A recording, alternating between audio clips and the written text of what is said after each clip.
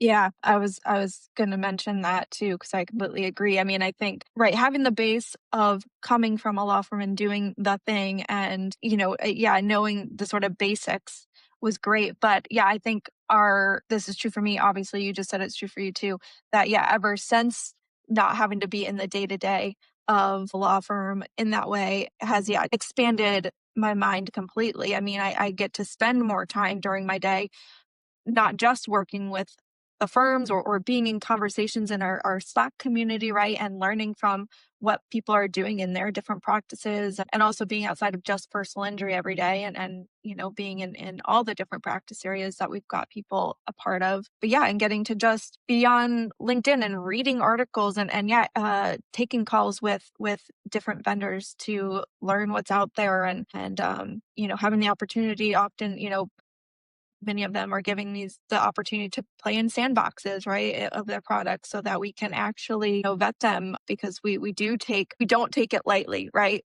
That we have people who trust us and trust our opinion and value our expertise.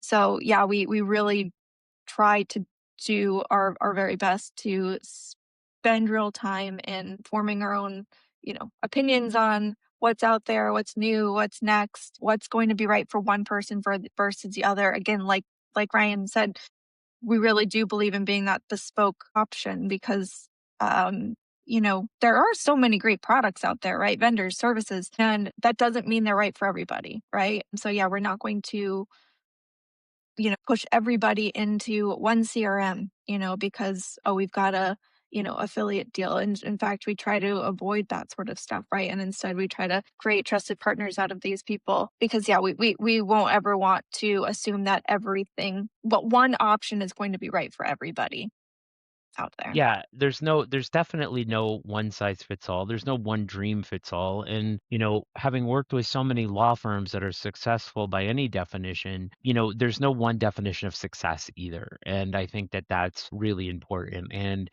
as a team, like we don't flinch when somebody tells us what they want. Like if they want to grow a $50 million firm and we have those clients, it's a lot of fun.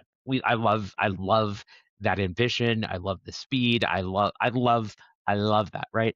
But if somebody comes to us and they're just like, "You know what?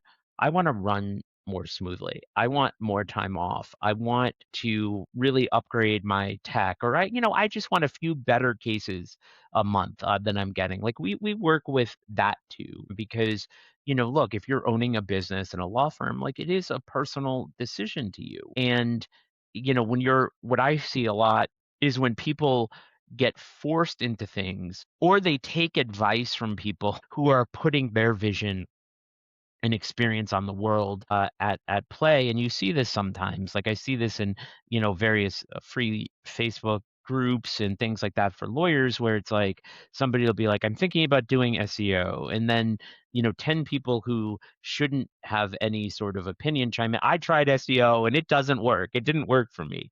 And well, okay, like, and that could be very, very confusing for new law firm owners, especially where you have people who may seem credible saying SEO doesn't work. And that's not really the question. The answer is SEO can work incredibly well. SEO cannot work. The question is, where are you? What do you want? Where is your ideal client? What is your budget? How fast are you looking to grow? And then working backwards. So I think it's sort of like that level of bespoke guidance that we can bring to problems. And